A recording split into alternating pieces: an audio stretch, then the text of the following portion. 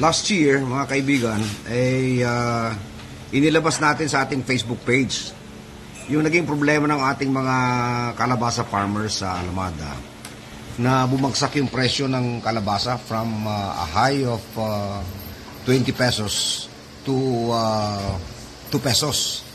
Kaya nagkabulukan yung mga kalabasa. Karamihan ng mga farmers na yung mga iranon, no? And because of that, I brought this up with Mayor Susing Sacdalan of Alamada. And I asked him to propose to DOST, Department of Science and Technology, yung pag-establish ng processing facility for kalabasa na gawing noodles patterned after the project in Cabadbaran City in Caraga region. Ngayong araw na ito, mga kaibigan, I'm happy to learn from these two guys, no? Na for implementation na pala yung kalabasa noodle processing facility sa Alamada.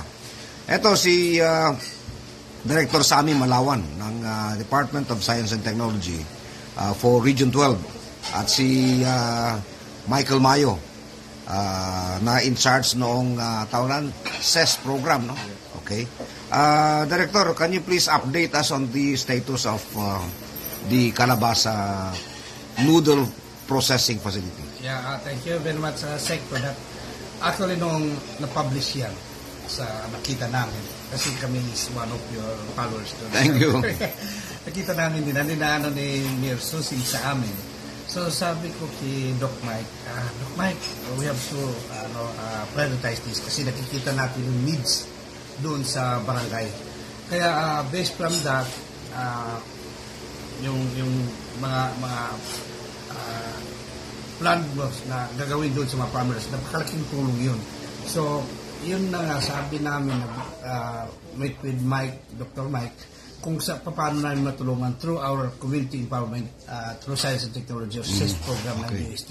Ang maganda kasi dyan, yung CES program namin, maraming interest, 5 interests ang inano namin dyan.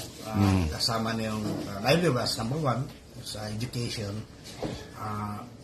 yung DRR, disaster, meron pa health and nutrition, and ano itong sa? Yung sa environment. Okay. Lahat yan is may mga different programs yan. Pero with this, nandun ang livelihood, nandun ang raw material, so yun ang provide natin. Very good. Based on sa recommendation mo, Sec. So ngayon, due to that needs, biglang na sila Doc Mike sa province. Ginawa kagad nila. Action kagad yan. So, in action na. Sabi namin, we have to prepare all mga documentary requirements and then natapos namin and then hopefully. So, sino ang partner nyo doon? Is it a Farmers Association? Farmers Association in partnership po with LGU po. Very good. Dr. Mike, ano yung sabi mo kanina, yung CES program? CES program, yes po.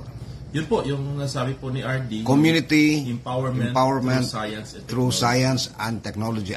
CES. CES. Okay, very good. It's a flagship program okay. po. So, kailan ang estimated timetable? Within this year po. Ibibigay na po. Very good. Magkanong worth nun? Nasa less than $1 million lang naman. Less than $1 million, ha? Yes po. So, you're just providing assistance equipment lang. Equipment and then may training din po. Training, pero yung operational expenses hindi niyo covered. Hindi po okay.